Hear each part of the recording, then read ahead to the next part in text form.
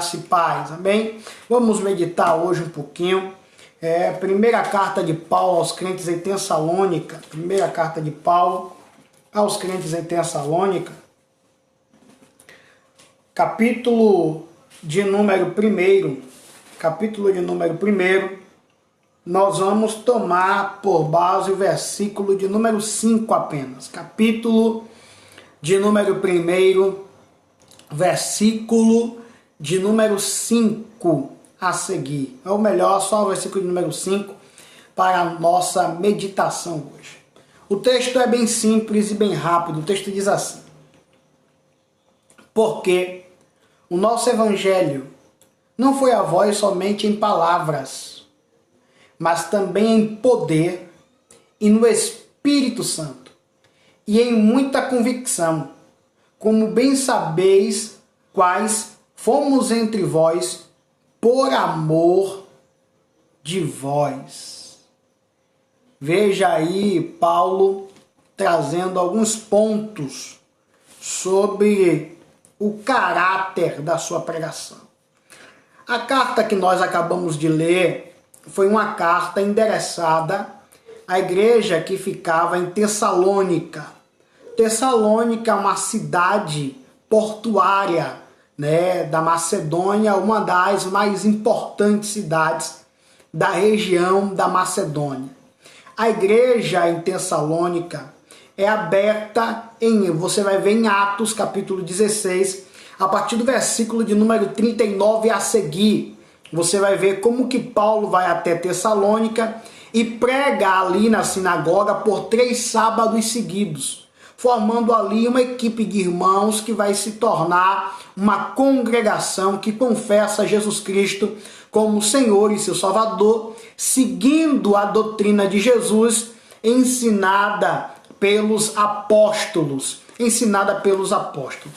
Paulo é obrigado a sair da cidade devido à perseguição. Paulo sai e Paulo vai escrever a primeira carta a Tessalônica, provavelmente entre o ano 50 e o ano 52 depois de Cristo, quando Timóteo vai até Corinto para ter com Paulo. Isso está registrado cerca de Atos, capítulo de número 18. É quando Paulo escreve e manda essa carta para os crentes que estavam na cidade de Tessalônica. A primeira carta aos crentes de Tessalônica é muito importante, porque a igreja de Tessalonicenses é tida, teologicamente falando, como a igreja modelo do arrebatamento. Meu irmão Bruno Silva, que Deus abençoe. Como uma igreja modelo do arrebatamento. Mas quando nós paramos para estudar 1 Tessalonicense, 2 Tessalonicense, e vamos ver como que Paulo, ele admira a igreja em Tessalônica, como que Paulo elogia a igreja em Tessalônica. Paulo, ele louva a igreja de Tessalônica e ele diz: damos sempre graças a Deus por vós, por vossa fé crescente, pelo vosso amor, pela vossa paciência, porque mesmo enfrentando perseguição, vocês não desistem, mesmo enfrentando perseguição, vocês não param, mesmo que os governos apertem vocês, mas vocês continuam na fé, vocês são nossos imitadores e sempre nós damos glórias a Deus por vós, por onde nós passamos. Paulo vai tratar de assuntos escatológicos na primeira e na segunda carta de Tessalônica, que ele não vai tratar em outras cartas com tanto detalhe, com tanta ênfase, com tanta eloquência, mas ele se preocupa em explicar isso à igreja de Tessalônica, porque era um povo, irmão Ângelo Brito, que vivia essa esperança, e o coração deles ardia, irmão Alan Silva, o coração deles pulsava, desejava a vinda de Jesus. A igreja de Tessalônica, ela, segundo o apóstolo Paulo, ela tinha uma fé crescente, um amor crescente, ela era resistente diante das perseguições e ela guardava a esperança da vinda de Jesus. 4 características Paulo vai destacar logo no capítulo 1 da carta de Tessalônica: a fé crescente, o amor crescente, a resistência à perseguição, a esperança da volta de Jesus. Só que para uma igreja ser tão forte, para uma igreja ser tão avivada, para uma igreja ter uma esperança tão grande na volta de Jesus, não é à toa, não é de qualquer forma. Teve que haver um ensinamento, teve que haver uma doutrinação. Hoje, as nossas igrejas, na sua maioria, não têm uma fé crescente, muito pelo contrário, irmão Jackson, Fanny. Muito pelo contrário, as igrejas hoje estão perdendo sua fé, as igrejas hoje estão perdendo o seu poder, as igrejas hoje estão perdendo a sua sensibilidade espiritual, estão perdendo o seu crédito, a fé vai diminuindo a cada dia. Estamos vivendo uma geração de crentes incrédulos, gente que fala de Deus, mas não tem Deus, gente que ora, mas já não crê que a oração será respondida. Vivemos uma época em que tem muita gente na igreja, mas poucas pessoas têm a verdadeira fé. A igreja de Tessalônica é o contrário disso. A igreja de Tessalônica é louvada porque ela tinha uma fé crescente. Segundo, a nossa igreja se assemelha muito à igreja de Éfeso, só que não a igreja de Éfeso da epístola, aonde Paulo fala que Deus nos colocou em lugares altos ao lado do trono de Deus, aonde Paulo nos ensina sobre revestir das armaduras de Deus para a batalha espiritual. Não é essa a igreja de Éfeso. Nós estamos vivendo a época, pastora Selma Brito, da igreja de Éfeso, de Atos capítulo 2, uma igreja que perdeu amor, uma igreja que põe à prova os apóstolos, ou seja, ela tem conhecimento da palavra, ela tem conhecimento da Bíblia de capa a capa, o povo sabe dirigir culto, o povo sabe tudo de igreja, mas não tem mais amor pelo Deus da igreja. Vivemos uma época em que as pessoas gostam de cantar para o Deus da igreja, mas não querem um compromisso com o Deus da igreja, onde os levitas amam tocar a bateria da igreja, mas não amam o Deus da igreja. Os levitas amam tocar a guitarra da igreja, mas não amam o Deus da igreja. Os pastores amam falar para as ovelhas, mas não amam o Deus que é o verdadeiro dono das ovelhas. Vivemos uma época em que os pregadores amam pregar, mas não querem um compromisso de santidade, de renúncia para agradar o Deus que eles pregam. A igreja de Éfeso sofria disso, porque a Bíblia vai dizer em Apocalipse capítulo 2, a partir do versículo de número 4, eis que conheço as tuas obras, veja bem, eis que conheço as tuas obras, a tua labuta. Então entenda, a igreja de Éfeso de Apocalipse era uma igreja que trabalhava, irmã Estela, não era uma igreja que não trabalhava, era uma igreja que trabalhava. A igreja de Éfeso capítulo 2 era uma igreja que tinha conhecimento da palavra, que colocava à prova aqueles que se diziam apóstolos, mas não eram apóstolos. Eles colocavam à prova tais homens. Então eles tinham trabalho pela obra de Deus, eles tinham conhecimento doutrinário, porém lhes faltava amor ao Deus da igreja, amor ao Deus que pregavam, amor ao Deus que defendiam. Porém, ao contrário disso, a igreja de Tessalônica era uma igreja que Paulo vai dizer que sempre elogiava eles por causa do amor crescente que a igreja de Tessalônica tinha. Primeiro, fé. Segundo, amor. Terceiro ponto, resistente diante das perseguições. Resistente diante das perseguições. A igreja de Tessalônica não era medrosa. A igreja de Tessalônica não se acovardava. A igreja de Tessalônica, numa época como essa de epidemia, ela ia começar a chamar seus membros, é só 50 pessoas, então nós vamos abrir a igreja 24 horas, de domingo a domingo, e a gente quer o povo orando dentro da igreja. Já que só pode ter culto se for 50 pessoas na igreja, a gente vai fazer culto de domingo a domingo, e vai ter 50 pessoas na igreja de domingo a domingo, e nós vamos ainda mais pregar o evangelho. Se não tem condições de fazer isso, porque a igreja não tem como pagar a conta de luz que vai vir no final do mês e fazer culto todo dia, então vamos fazer culto nos lares dos irmãos, vamos fazer culto nos lares, chamar os ímpios, aproveitar esse momento para pregar o evangelho, para pregar sobre céu, para pregar sobre inferno, para pregar pregar sobre a volta de Jesus, para pregar sobre arrependimento. Vamos aproveitar este momento para ensinar o povo que Jesus está voltando, que tudo isso é apenas um cumprimento da palavra de Deus, né, nosso irmã Iraildes? Vamos ensinar para o povo que isso tudo é cumprimento da palavra de Deus, que Jesus está voltando, por isso tudo isso está acontecendo. A igreja de Tessalônica ia trabalhar, a igreja de Tessalônica ia investir em folheto,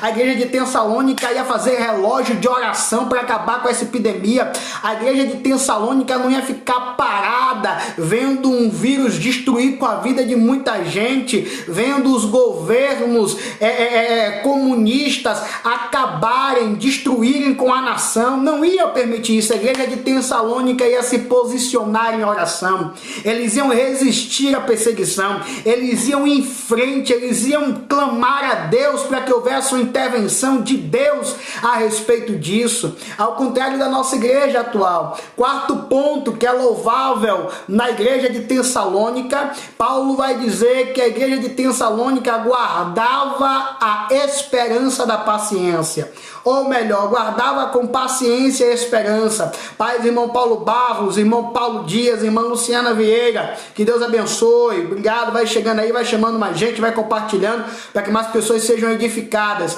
A igreja de Tessalônica, ela guardava a esperança da volta de Jesus Cristo. A igreja de Tessalônica guardava a esperança da vinda de Jesus. Olha que igreja maravilhosa, irmãos. Olha que perfil maravilhoso era o perfil da igreja de Tessalônica. Eles tinham uma fé que só crescia, eles tinham um amor que só crescia, eles eram resistentes às perseguições e eles aguardavam ansiosamente a volta de Jesus Cristo. E então nós perguntamos: por que as nossas igrejas hoje não são como a igreja de Tessalônica? Por que as nossas congregações hoje não têm uma fé crescente? Pelo contrário, há uma decadência na fé dos crentes. Crentes incrédulos é o que vemos hoje. Por que o amor na igreja não cresce? Pelo contrário, o amor apenas se esfria. Por que os crentes não resistem mais à perseguição, mas cedem a qualquer tipo de cara feia que o diabo faça para eles?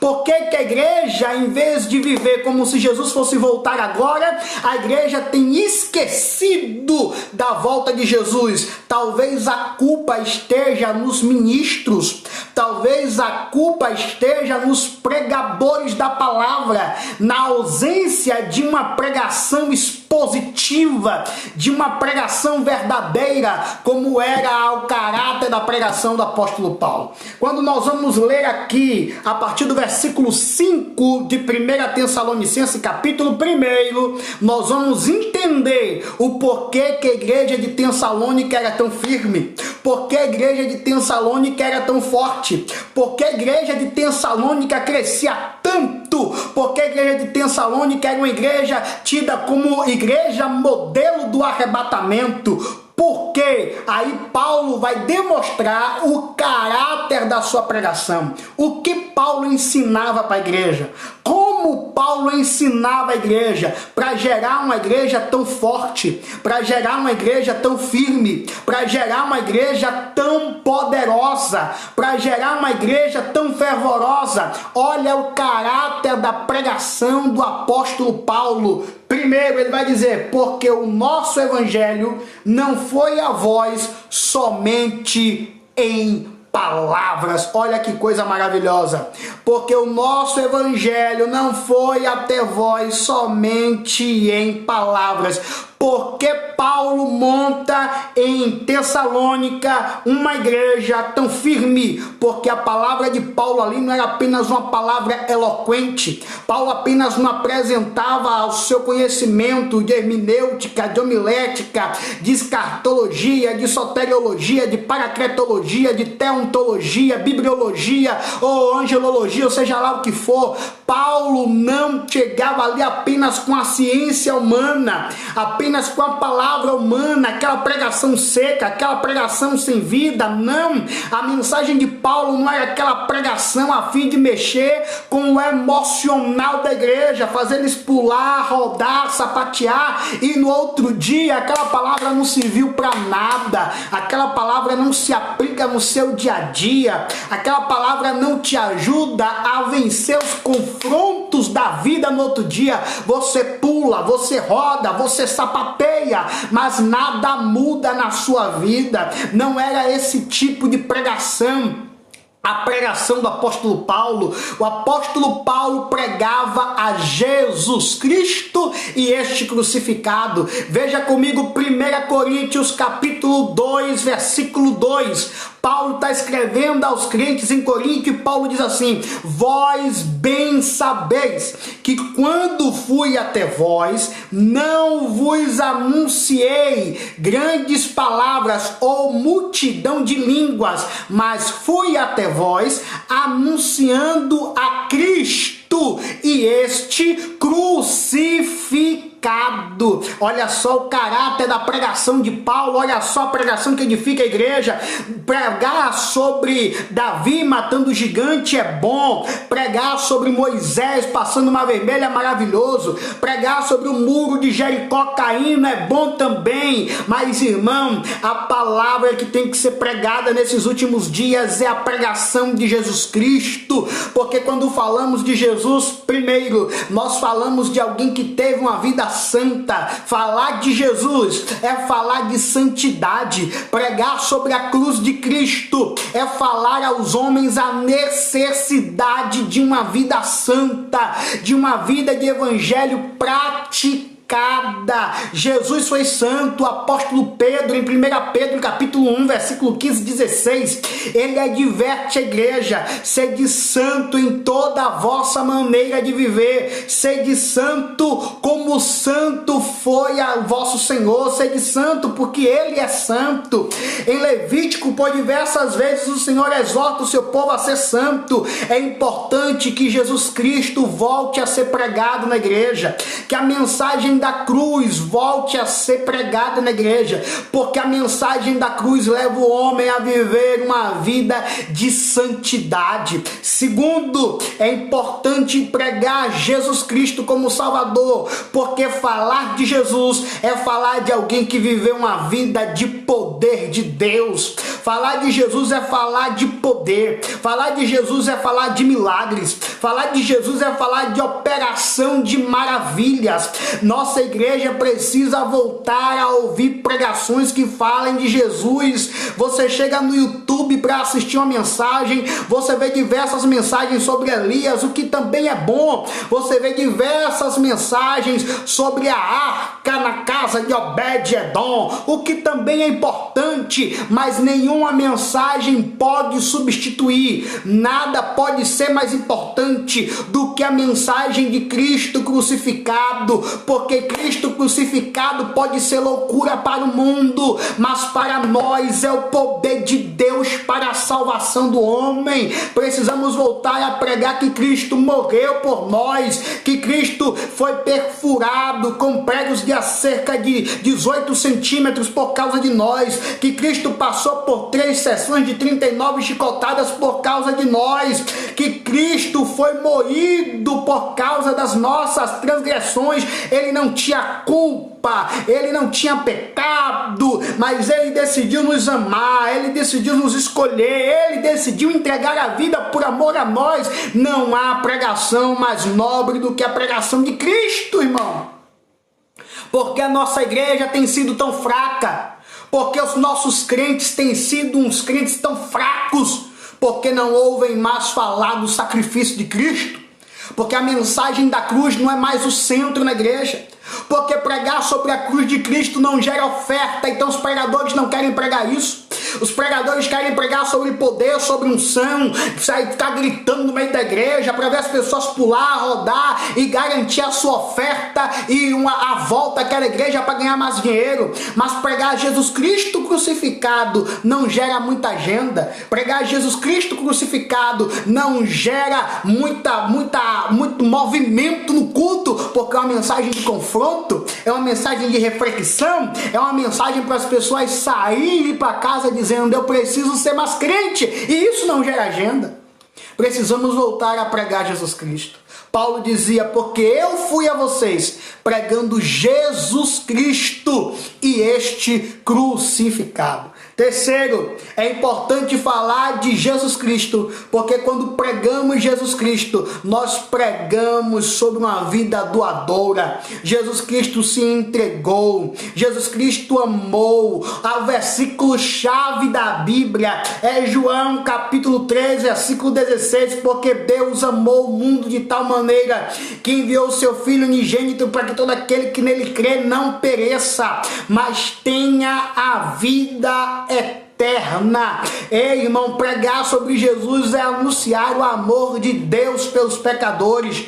Pregar sobre Jesus Cristo é anunciar o perdão de Deus. Pregar sobre Jesus Cristo é anunciar a purificação dos pecados. Pregar sobre Jesus Cristo é importante. Paulo anunciava o Evangelho.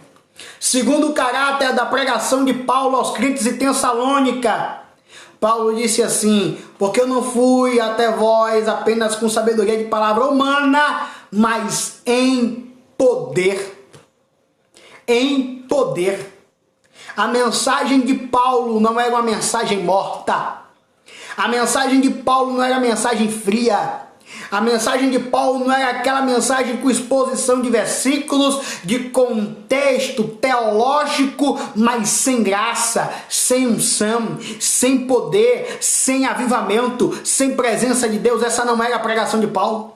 A pregação de Paulo era uma pregação de poder. Entenda, poder não é eloquência. Não confunda poder com eloquência, porque o vereador da sua cidade fala com eloquência e não tem unção. Fala com eloquência e não tem poder. Quem é que fala mais bonito do que José Ronaldo, mas não tem unção na vida de José Ronaldo? Quem é que fala mais bonito do que os deputados federais, estaduais e senadores, quando estão fazendo seus discursos a fim de arrancar o voto do povo, quando estão lá nos seus comícios? Eles falam com eloquência, eles têm apresentação de palco, eles têm influência de palco, mas eles não têm unção. Tem muita gente confundindo unção com habilidades de homilética para prender o povo, para persuadir as pessoas. Não confunda.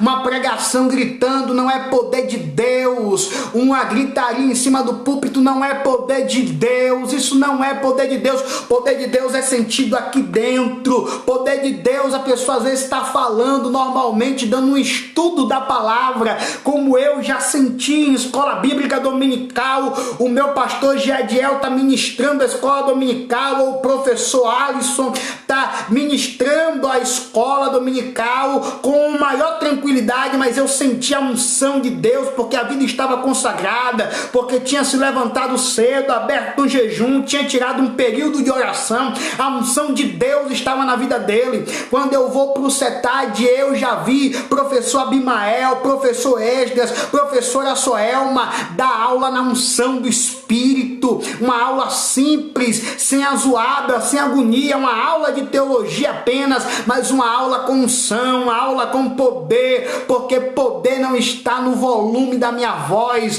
poder não está na minha movimentação em cima do púlpito, poder não está no tanto que eu falo em língua. Poder é transmitido para o coração do ouvinte através do Espírito Santo, o Espírito que há em mim testifica em você. Isso é a unção de Deus, isso é a presença de Deus, isso é o poder de Deus.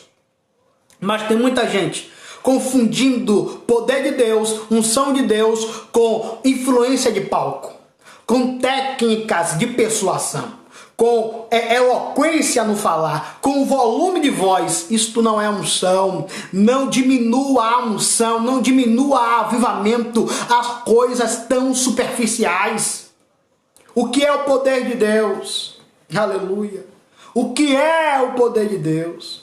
Poder de Deus é sinais. Poder de Deus é sinais.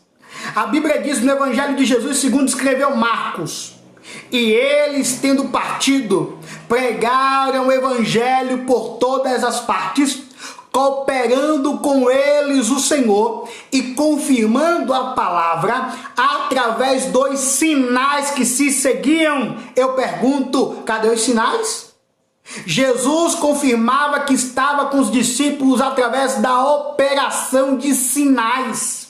Os sinais aconteciam, os sinais eram evidentes, os sinais eram operados, pessoas eram batizadas com o Espírito Santo com a evidência de falar em línguas, pessoas aceitavam a fé cristã, cego enxergava, surdo ouvia, gente que estava com dor era curado, milagres sobrenaturais aconteciam, Deus confirmava a palavra através dos sinais. E eu pergunto, cadê os sinais? Se Deus está conosco, aonde estão os sinais? Cadê as manifestações dos sinais nas igrejas, na nossa vida, nós que ministramos a palavra? Eu começo a falar isso por mim, aos meus amigos do púlpito que ministram a palavra, que pregam o evangelho. Aonde estão os sinais nas nossas pregações? Aonde estão os sinais nas nossas vidas, como prova de que Deus fala através de nós? Isso é unção, a operação de sinais no nome de Jesus. Isto é poder, a transformação de vida através da pregação da palavra, é vidas no fim do culto da palavra, querendo se render a Cristo. Isto é sinal, isto é poder, isso é avivamento, é pessoas chorando, querendo arrependimento. Isso é poder de Deus. Terceiro, Paulo diz assim, porque eu não fui até vós com sabedoria de palavras humanas, mas eu fui até vós no poder e no Espírito. O que é pregar no Espírito? O que é pregar no Espírito? O que é falar no Espírito? Pregar no Espírito não é passar a mensagem toda falando em língua estranha. Não, pelo amor de Deus. Pregar no Espírito não é ficar em meia hora de mensagem, 15 minutos, você só falou em língua. Pregar no Espírito não é em uma hora de mensagem você passar meia hora entregando revelação. Isto não é pregar no Espírito. Pregar no Espírito é ter uma palavra direcionada por Deus ao coração dos ouvintes. Mesmo que você seja usado para falar para uma pessoa apenas naquele culto, mas tenha uma palavra direcionada pelo Espírito Santo. Pregadores que não leem mais a Bíblia, pregadores que só têm uma mensagem, que pregam a mesma mensagem em todas as igrejas que vão. Você pergunta, fulano pregou aqui ontem, pregou o quê? Tal mensagem. Semana que vem você pergunta de novo, fulano pregou na igreja de ciclano, pregou o quê? Tal mensagem. A mesma mensagem, que só tem a mesma mensagem, que pega uma mensagem, a mensagem tem efeito, a mensagem foi boa, as pessoas pulou, rodou, sapateou, pronto. Não prega outra mensagem, é só aquela mensagem todo dia, a mesma pregação, a mesma mensagem em todo culto, a mesma palavra. Não há um direcionamento do Espírito. Pregadores que não tem mais tempo para orar, que eles pregam, mas não sabem mais o que é dobrar o joelho e dizer, Deus, o que o teu povo precisa ouvir. Pai, o que o Senhor quer falar com a tua igreja. Pregadores que perderam a sensibilidade do Espírito, pastores que sobem no púlpito para pregar em seus cultos de doutrina e não vão levar uma palavra direcionada pelo Espírito, mas vão com a palavra preparada para machucar as ovelhas, para dar indireta para irmão A, indireta para irmão B, indireta para irmão C. Pessoas que pegam o microfone da casa do Senhor, que assumem a tribuna da casa do Senhor, a fim de, em vez de pregar a palavra de Deus com amor pelas almas, querer machucar as ovelhas, querer ferir as ovelhas. Ei, microfone é a arma dos covardes. Você tem algo contra seu irmão, chame ele em particular ou de preferência com 2 testemunhas e fale com ele. Você, pastor, você, líder, tem alguma coisa, algum irmão lhe magoou, algum membro fez alguma coisa que não lhe agradou,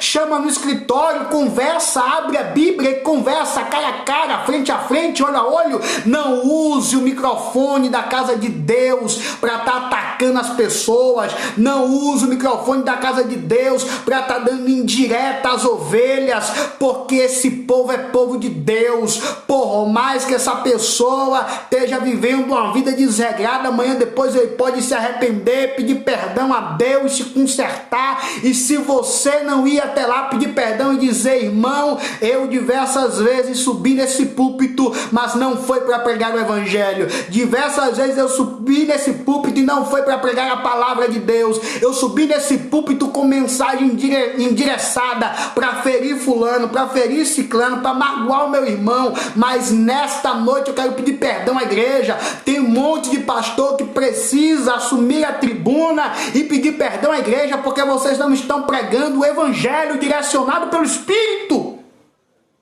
Pregadores que precisam pedir perdão porque não tem mais mensagem, não tem mais palavra, ocos, cruz, secos, sem unção de Deus na vida, sem graça, não são mais direcionados pelo Espírito. Preparam a mensagem que quer, pregam a mensagem que querem. Não há mais uma oração dizendo: Deus, o que o Senhor quer falar com a igreja? Paulo pregava no Espírito. Por isso que a igreja de Tessalônica era uma igreja tão forte, porque Paulo pregava no Espírito. Quarto ponto da pregação do apóstolo Paulo. Paulo diz assim: com convicção. Com convicção. Isso aqui tem 2 pontos. Quando Paulo diz que ele pregava com convicção, 2 coisas. Primeiro, Paulo está dizendo: eu tenho certeza do que eu estou pregando. Quantos crentes que não tem mais certeza do que canta? Quantos crentes que cantam arrebatamento? Quantos pregadores que pregam arrebatamento, mas não tem mais esperança na volta de Jesus Cristo? Quantos que pregam santidade, mas não vivem santidade? Quantas pessoas que estão dentro da igreja pregando, cantando e vivendo uma vida completamente contrária àquilo que ele defende?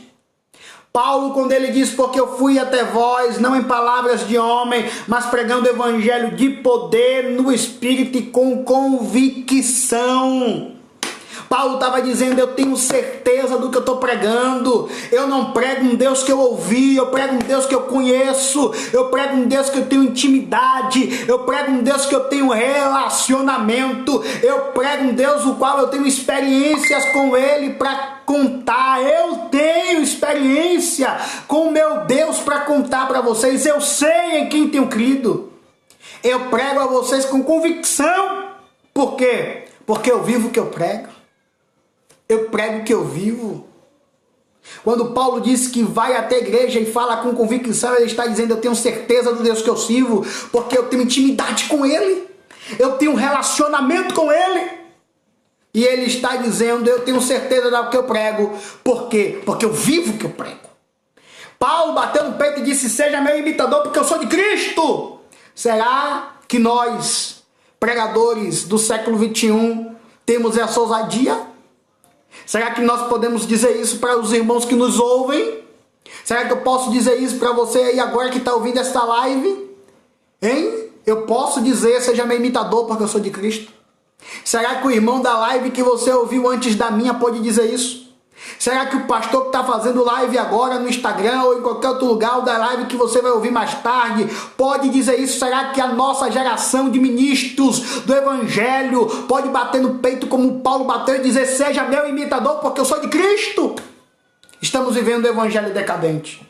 E a culpa é a falta de pregação expositiva da palavra de Deus. Em quinto e último lugar. Quinto e último lugar. Quinto e último ponto. Por que que a igreja de Tessalônica era uma igreja tão forte? Paulo explica. Porque quando eu fui até vós, vós bem sabeis que foi por amor de vós. Olha quanta riqueza em um versículo. 1 Tessalonicenses capítulo 1, versículo 5. Olha quanta é a riqueza em um versículo, o caráter da pregação do apóstolo Paulo. Olha quanta riqueza em um versículo. Por amor de vós. Por que nossa igreja é tão fraca?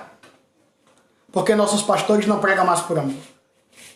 Nossos pastores hoje, não agravando a todos, mas boa parte. Eu acho que eu vou ser bom se eu falar que 80% ou melhor, 80%, eu ainda estou sendo generoso, 80% dos nossos pastores pregam uma mensagem preparando para o apelo final. E o apelo final não é almas. O apelo final é dízimos e ofertas. Os nossos pregadores preparam suas mensagens. Os nossos pregadores preparam suas mensagens não a fim de salvar vidas, não a fim de ensinar crentes a ir para o céu, não por amor às almas. A maioria dos pregadores itinerantes preparam sua mensagem para no final do culto receberem no envelope uma oferta gorda, um tapinha nas costas e pessoas pedindo o número dele para fazer uma agenda. E Paulo disse: eu fui até vós por amor de vós. Precisamos pregar por amor. Precisamos pregar por amor. Pastor, pregue por amor. Pregador, pregue por amor. Cantor, cante por amor. Só assim teremos uma igreja forte, como a igreja de Tessalônica. Vamos concluir? Vamos recapitular? 4 características da igreja de Tessalônica que a tornaram conhecidas teologicamente como a igreja modelo do arrebatamento. Primeiro, uma fé que só crescia. Segundo, um amor incomum. Terceiro, resistência à perseguição. Quarto, esperança, ansiedade pela volta de Jesus Cristo.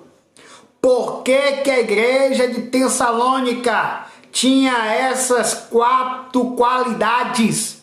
Por causa do caráter da pregação do apóstolo Paulo. Qual é o caráter da pregação do apóstolo Paulo? Primeiro, Paulo anunciava Jesus Cristo. Segundo, Paulo pregava com poder do Espírito. Terceiro, Paulo pregava guiado pelo Espírito. Quarto, Paulo tinha convicção do Deus que servia e vivia o que pregava. E quinto, Paulo pregava por amor. Só teremos uma igreja forte, só teremos uma igreja pronta para o arrebatamento quando as nossas pregações tiverem as características da pregação de Paulo.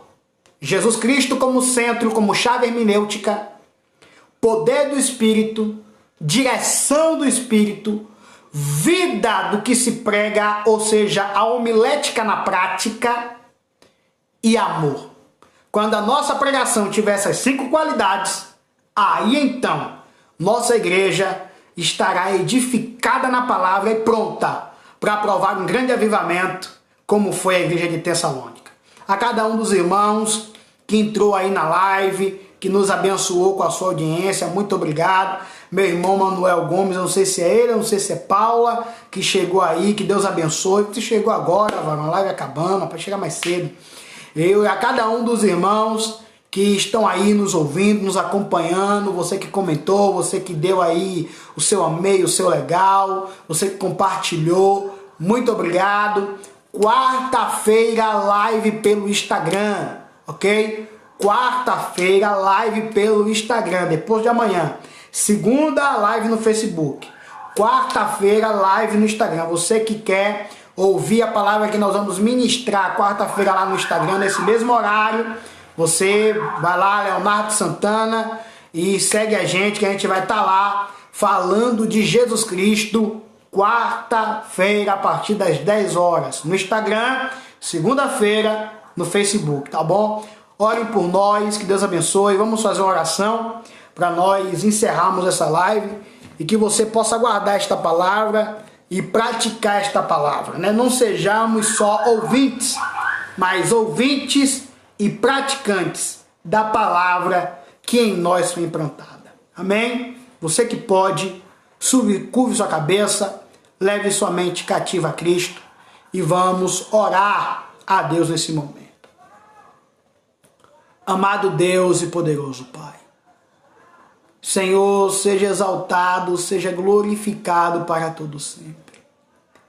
Pai, nós te glorificamos, ó Deus, em nome de Jesus Cristo, por esta noite maravilhosa em tua presença. Pai, nós te glorificamos, ó Deus, pelos ensinamentos da tua palavra. Ó Pai, ajuda as nossas igrejas, Deus, a ter essas 4 qualidades essenciais que tinha a igreja de Tessalônica. Deus, ajuda, Senhor, a nossa igreja a ser uma igreja que cresce em fé, a ser uma igreja que cresce em amor, a ser uma igreja que resiste à perseguição, a ser uma igreja que vive ansiosa pela volta de Jesus Cristo com certeza da salvação.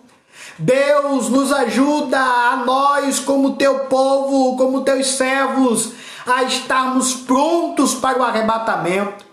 Senhor, como ministros do Evangelho, como pregoeiros da Tua Palavra, nos ensina a termos em nossas pregações o caráter da pregação paulina. Deus, que possamos, ó Pai, pregar uma mensagem cristocêntrica, aonde Jesus Cristo e o seu sacrifício seja a chave hermenêutica dos nossos sermões, onde a finalidade não seja apenas, Deus, receber elogio dos homens, onde a finalidade não seja receber uma boa oferta, onde a finalidade não seja gerar mais agendas, mas a finalidade seja ver almas aceitando a Jesus Cristo como seu único e suficiente Salvador. Espírito Santo de Deus, nos ajude, Pai, a vivermos a Tua palavra, a vivermos a Tua vontade. Senhor, nos ajuda a ter o Teu poder em nossas vidas, a pregar no poder do Espírito Santo como Paulo pregava. Senhor, nos dá palavras remas, nos dá palavra direcionada do alto. Senhor, não nos permita falar de nós mesmos, mas que venhamos falar, meu Deus, tudo aquilo que o Senhor pôr em nosso coração, tudo aquilo que o Senhor nos direcionar, Deus, a falar. Ó Espírito Santo, nos ajuda a ter uma experiência com Cristo que pregamos e a viver o que pregamos. E por fim, Senhor, nos ajude, Deus, a vivermos uma vida de amor pelo Senhor, a vivermos uma vida de amor pela Tua obra, a vivermos uma vida de amor para com Teu reino, e a não amarmos só as coisas da igreja, mas o Deus da igreja. Que nós não venhamos, Senhor, amar o grupo e não amar ao Senhor. Amar, meu Deus, cantar na igreja e não amar ao Senhor. Amar, pregar e não amar ao Senhor. Pai, que acima de tudo o nosso amor, Senhor, e a nossa fortaleza esteja em Ti. Esta é a nossa oração, crendo que nos ouve, em nome de Jesus. Amém e graças a Deus. Quarta-feira, Instagram. Segunda-feira, mais uma mensagem aqui no Facebook. Que Deus abençoe a todos. Muito obrigado.